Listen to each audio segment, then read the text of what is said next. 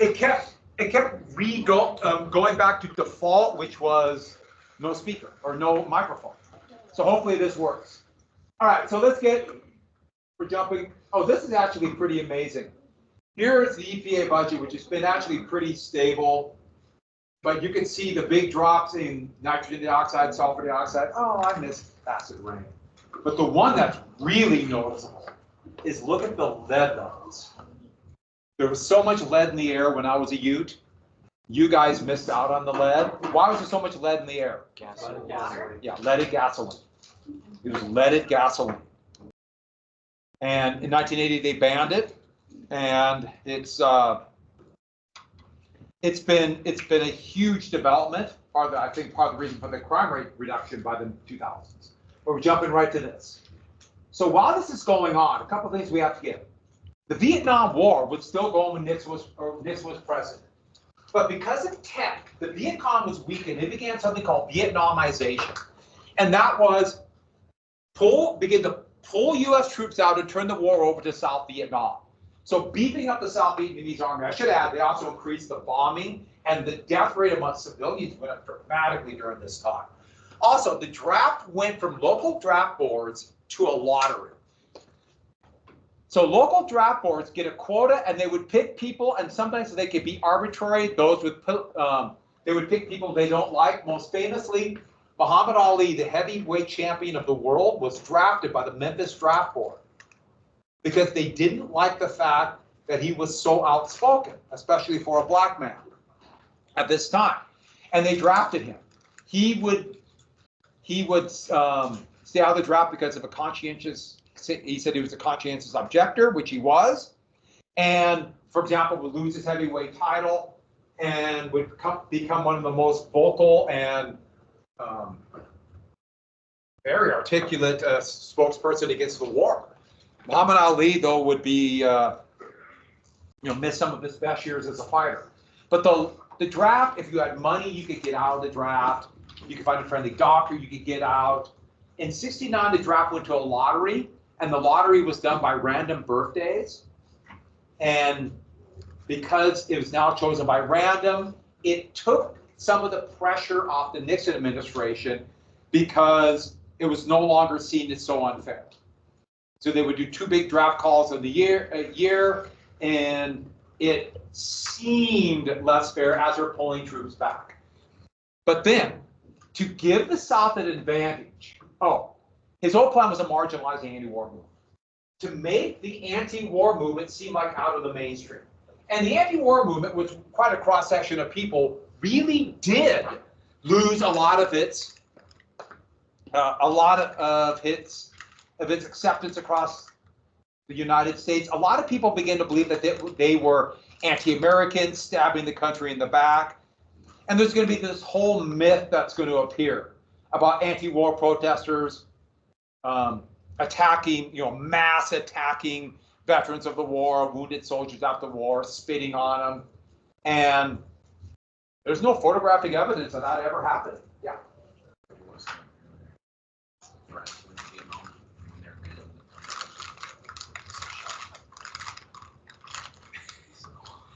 I don't know if I'm buying that. I just don't know, because that's something. There's no photographic evidence. There's no film evidence. I've heard some stories from people too, and so in 1969, 1970, the United States. I don't know. That could be true. Shot at it.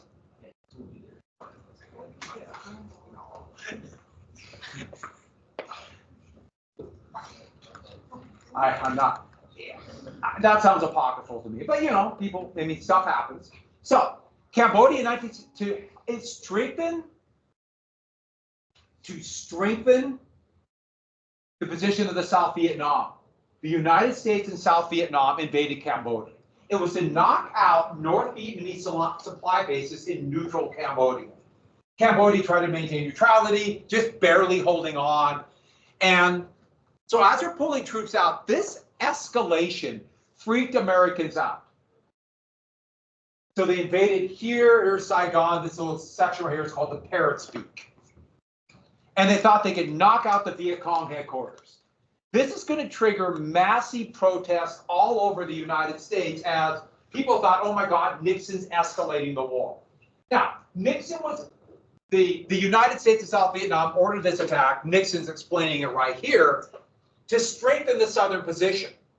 Now, I should add, it failed miserably. The invasion was a disaster. But many people believe he's going to start increasing draft numbers, and especially colleges all over, prime draft age, mass protests began. And like they shut the campus down for a week protest. And some of these protesters, there were some attacks by police, and the protesters got violent. One of the most violent places was at Kent State, Ohio, where they burnt down the ROTC building. There was attacks between protesters and anti-war protesters. And then on May 4th, 1970, as the protests were dying down, untrained National Guardsmen, but very resentful National Guardsmen, you joined the National Guard, you got out of the draft. They opened fire at noon on, this was out of Friday, on May 4th, a couple days after Nixon announced the escalation. They opened fire at some anti-war protesters, but also students who were, this is the first time class has been open for a week at Kent State because of the protests, were just leaving class and go to lunch. And 4 students were killed and a dozen were wounded. And 3 of the students were literally just going to class. And here's one of the most famous scenes you just came across, a student who had been shot by a National Guardsman. Here are National Guardsmen firing tear gas, and here's a wounded Kent State student. And Nixon is going to be blamed for this, but at the same time, there's going to be many people who are for the war, or at least against the protesters, who are going to say they should have killed all the students. And it became incredibly divisive over Kent State. But ironically, the Cold War, tensions were dropping. And what's called understanding, or détente, Nixon actually opened up talks about limiting arms with the Soviet Union. This is Leonid Brezhnev right here, and I know you were saying, I want to see Leonid Brezhnev, the premier of the Soviet Union, in bathing trunks. You finally got it.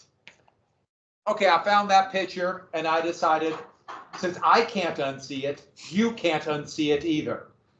I was not going down alone for this one.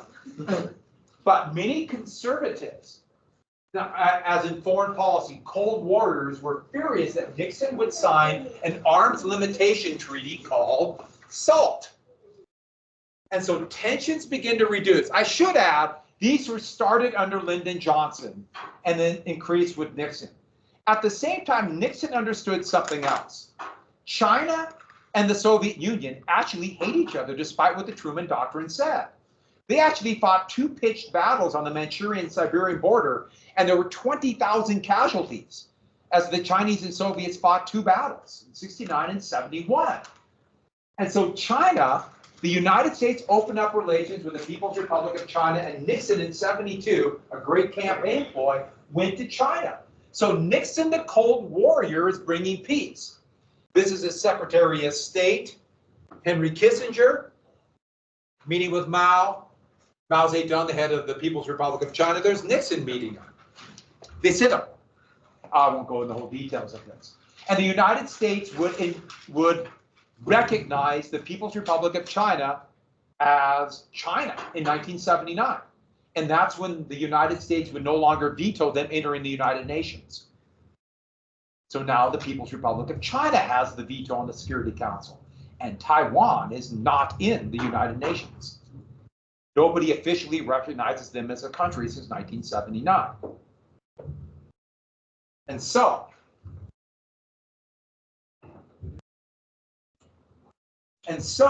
in 1972,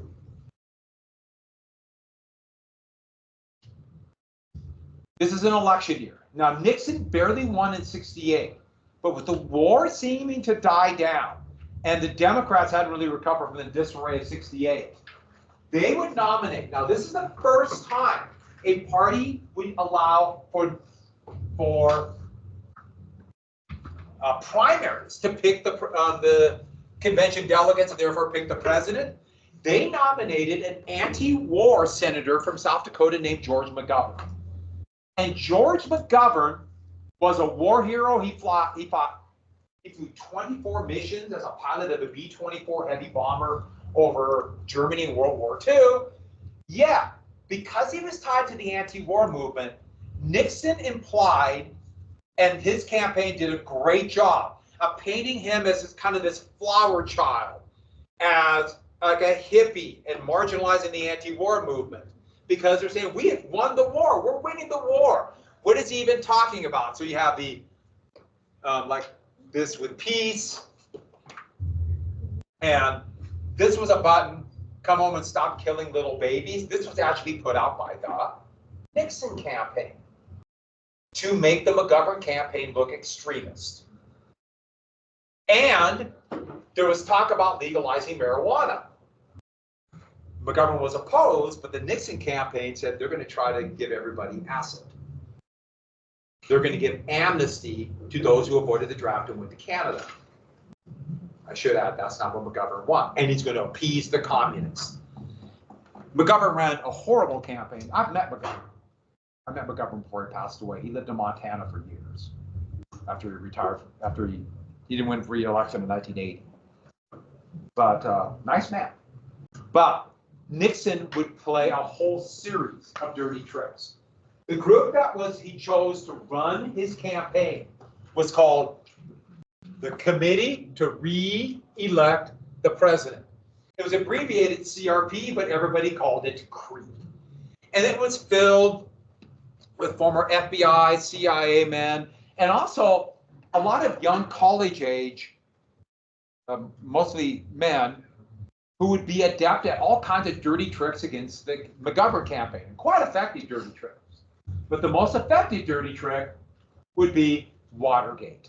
An attempt to wiretap the Democratic National Committee, the DNC, headquarters, trying to get dirt on Democrats. They're going to wiretap the secretary and the head of the DNC's phone. Lawrence O'Brien's phone. They tried to get a wiretap. They want to find if Democrats are coming in and, like, if they're setting them up with call girls or things like that. They're just looking for dirt. Well, these inept burglars, all 5 of them were Cuban exiles who were involved with the Bay of Pigs. Remember that from 1961? They got caught because they were morons. This was such an amateurish job that they got caught by a security guard, and they had documents and checks tied to CREEP. So this was the Nixon campaign breaking in. And the Nixon campaign immediately said, no, these are rogue elements and I had nothing to do with it. But in secret, Nixon had ordered a cover-up by saying this was a CIA operation because these guys were involved with the Bay of Pigs and national security. And so we can't, no investigation. The FBI did not investigate it at first. And it never turned into a campaign issue. McGovern tried to make it, but kind of inept. And people just, it just didn't hit. A few reporters kind of reported on it. There were direct ties to the Nixon campaign, but it just never became an issue. That the President of the United States was going to use the powers of the state to overturn an election. It seems to be a very, very American thing now, but back then, it should have been a shock. It would not become a big deal until 73. But Nixon had an ace in his hole. He had the Paris peace talks. Now, they had been negotiating since 68. Now, the North Vietnamese were playing pretty,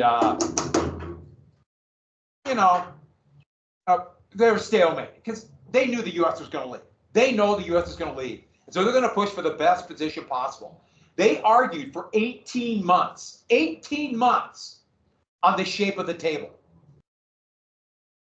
No negotiation, they argued about the shape of the table. But Nixon's national security advisor, Henry Kissinger, was in secret negotiating with the foreign minister of North Vietnam. I'm not making up about the table. I am not making that up. The North Vietnamese wanted a square table, and the United States wanted a rectangular table. What did they decide on? Huh? What did they decide on? Well, what, can you see what kind of table? No, not a circle, an oval. Circle's too much like a square. So an oval. How much did they pay for the table? Not enough. They paid for it with a lot of lives, unfortunately. They announced a peace agreement, but the South turned it down because it actually was it allowed North Vietnamese troops to remain in the South. But that was enough, combined with McGovern's inept campaign, to give Nixon a sweeping landslide victory. Now, the popular vote was not as big as LBJ's victory, but this was an overwhelming victory. Now, I should add, the Democrats had huge majorities in the House and the Senate. So this was not a big Republican victory. It was a big Nixon victory. McGovern seemed too extreme, and Watergate did not take hold. They thought he was bringing peace. And McGovern was not all that. McGovern was a pretty mainstream Democrat, but a huge victory. You'll notice District of Columbia, this was the first election that District of Columbia had 3 electoral votes. This is also the first election that 18-year-olds could vote. And McGovern really thought he would sweep in the 18-year-olds. No, the 18-year-olds are thinking, I don't have to go to war. I'm not going, and they gave Nixon credit. Well, to force the North back into the peace table right after the election, it's called the Christmas bombing. Actually, it's codenamed Linebacker 2. Nixon loved football, so they had a bunch of operations codenamed with football names. He was a big Washington Redskin fan. They're not that anymore, but he was. Back to this. This was carpet bombing of North Vietnam to force them to give the South what they want in this peace treaty. And this is going to kill over 20,000 Vietnamese civilians. Here they're taking a wounded soldier. Now, they had one of the most heavily defended cities in the world by then, and they started shooting down American B-52 bombers. In fact, the day after Christmas, American bomber crews mutinied and said they won't fly anymore on these missions because they're getting shot down. And the U.S. won't change the strategy. The North Vietnam is just waiting for them. Few people know about this. U.S. Air Force just mutinied, said they won't do it again. The bombing kind of petered out and did not do what they wanted. I should add, during the middle of this bombing, a Japanese soldier who had not surrendered back in 1944 on the island of Guam surrendered when he saw all the bombers taking off. And he was in his 50s and starving, and he'd been living off of food he had stolen, finally surrendered in 1972. The last Japanese soldier in the Philippines surrendered 4 years later. So they didn't give up. But back to this. Finally, an agreement would be made. An agreement was actually worse than what they could have got in October of 72, and a lot worse than what they could have got at the end of 68. And the peace agreement was signed, but it left the North in a pretty good position. Nixon claimed victory, but it was an illusion. The South was in big trouble.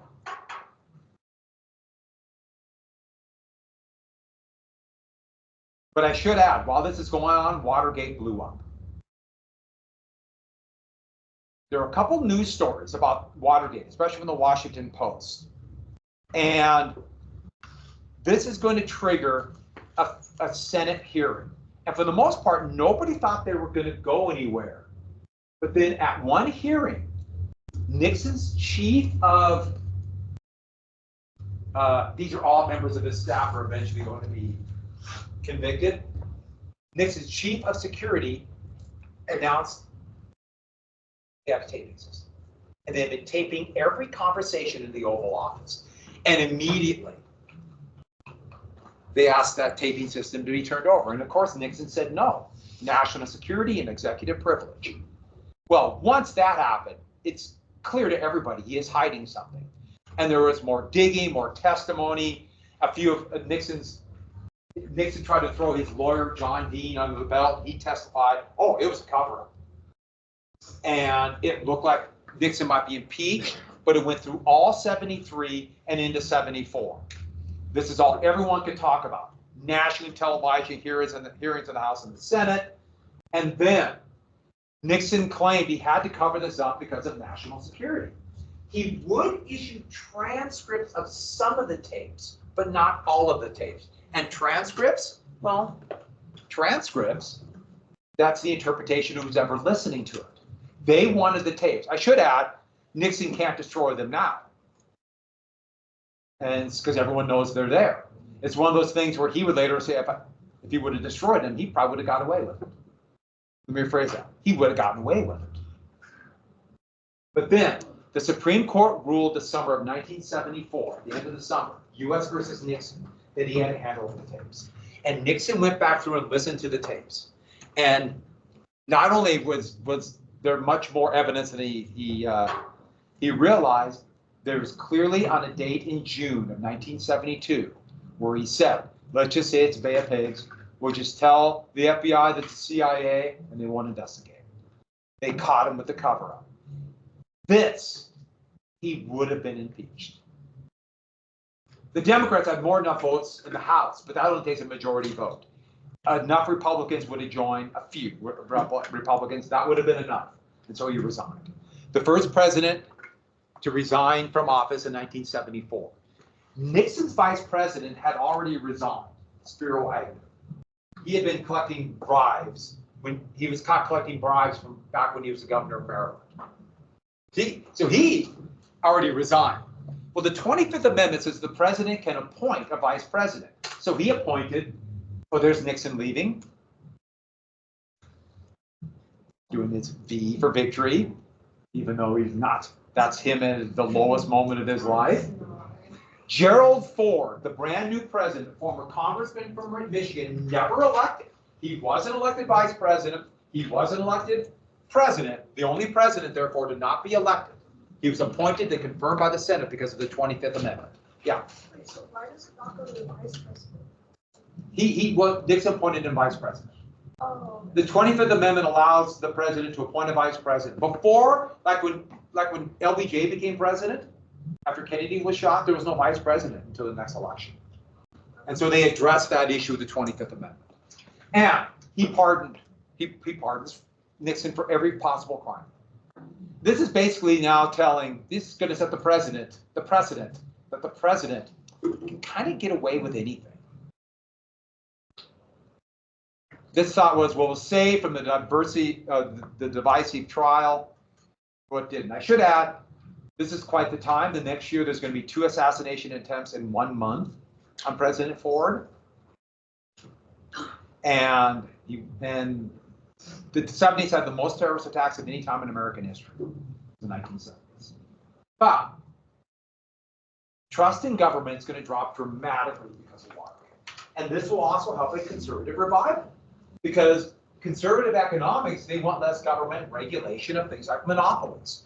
And you can see trust in government. That was 80% when Johnson first took office. Vietnam War, Kennedy assassination, Watergate. And you can see it dip up and down to where it is very low as of the 2000, as of Trump's presidency. And it is very low now. Also, clothes became really cool in the 1970s. Thought I'd show you that. And I'm 99% sure I have this shirt. And I know what you're saying. You're thinking it. I could make that work, right? I don't know, no offense, I don't know if you guys could, but I, right now, could make that work. Also, you got to admit, that belt is kind of amazing. So, well, in 1975, South Vietnam fell. Those are pictures around the U.S. Embassy, people trying to get into it. The United States promised they would help after the war because they know they'd be targets. Only a few were able to get out, and those are North Vietnamese tanks entering the U.S. Embassy after they fell. Cambodia would go into civil war after the United States and South Vietnam's invasion, and that would turn into one of the worst genocides in history because of the United States invasion in 1975, 1976. And the United States incredibly humiliated, and that too would contribute to the conservative revival. Remember, go back to when the United States was strong. We're losing the Cold War. And here's another one of the more famous pictures. Here is a CIA safe house in Saigon. When South Vietnam fell, it collapsed fast. Wars don't end nice and neat. And these are CIA operatives, South Vietnamese civilians, who have been promised that the United States will get them out. And they're desperately trying to get a ride out because they know North Vietnam will,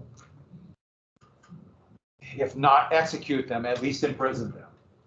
But while this is going on, the US economy was going through something that really is not supposed to happen and would discredit Keynesian economics. It was called stagflation. Inflation was going up very fast by 73. I should add, inflation back then was much higher than the inflation now. And the unemployment rate was relatively high. That's not supposed to happen. Unemployment should be low at times of high inflation because everyone has a job and it's pushing up prices because people want to buy stuff. And the traditional way to get rid of this was not working. And so this would help lead to the return of conservative revival, aka trickle-down economics, especially here in Britain. But the reason why this was happening was because it was the first time people realized how dependent the world market was on imported oil. There were two price shocks, and in 73, 74, prices of oil went up 400%. The same thing happened in 1979. In 73, 74, it was the October War. Middle Eastern countries boycotted the West because of the US, especially aid of Israel. And in 79, 80, because of the Iranian Revolution. And this would help contribute to that conservative revival too. There's one thing that people notice about prices. They really notice to this day. If gas prices go up, people go nuts. They get really mad. And especially because gas prices can be so much more volatile than most other prices. So this is, you can see the big increase of the price in that era. Here are lines for the cars. This was the beginning of the 12-year experiment of the 55-mile-per-hour speed limit to reduce oil consumption. So when I was your age, the speed limit was 55. And speed limit is probably way too high now because it is so dangerous. But you know what the speed limit was? Oh, it's Reasonable. yeah. And so in 1990, Montana speed limit went to safe but prudent. That was the daytime speed limit in Montana. At night it was 75. Day, safe but prudent. I thought it was 65. Huh? I thought it was 65 at night. Yeah, it was 65. You're I right. was going to say 75 sounded fast. Here's a guy. Yeah, then it went up to 75. So here we have. I just thought the lawnmower getting gas in line. So in 76, the presidential election was this weird time. You had this weird economic time. We just lost, humiliated in a war, and we had Watergate. And not to mention the rise of country music. I mean, these are a lot of really negative factors in American society that. Now disco's coming, and early disco's pretty cool. Then the Bee Gees and but Gerald Ford's running, and by the way, music is a very personal thing, right? Who's to say what's good music? Me. It explains a lot. So, Jimmy Carter was an unknown governor from Georgia, and that's part of his appeal. He could run against the corruption in Washington, D.C. He could run against Watergate. He could say he's bringing back honesty and integrity to the United States government. And he also had a very infectious grin. So you're going to see all these things with his smiling face on. I'll finish this up tomorrow.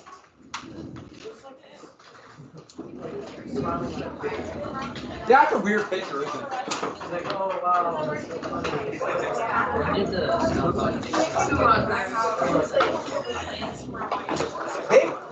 They were kind of, it was kind of whispered all through the 1970s, but they didn't have proof.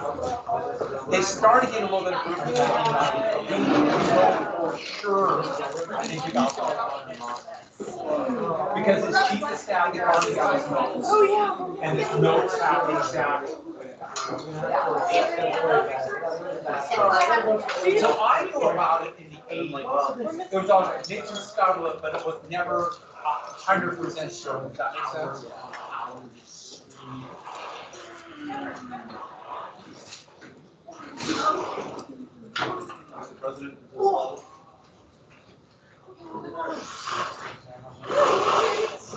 Semester test? Is state softball this weekend? But it's gonna be really good. She's gone. That was a good one. Yeah, be Still semester. going. See a few questions on it. Some questions on this stuff. A few questions about the past. I gave you a big hint on teams, and it's up to you to chat. We'll see ya. Dusty, do I have your review packet? No, not yet. I'm still looking for it. Huh? I'm still looking for it. Looking for it. I know, it's somewhere in my room. Didn't find it. It's late. See ya. For a test coming up, we need to be all presidents. That's next week. Okay. But we have a regular semester test. I'm going. Put her here. Oh, are you still going? I can't. No, I don't have anything. What are you guys doing? It's so good to put hand sanitizer on Kate. You don't have anything? Sick leave. I'm keeping her clean so I don't get sick. Thank you. Yeah, it's for the good of this community. No. I did just accidentally You have to debate get yourself. hand Since we sanitizer let everyone everywhere. cover today, or the next few days. No, Got it. Let's go, boys. Like the short IDs, I give you a big hint on.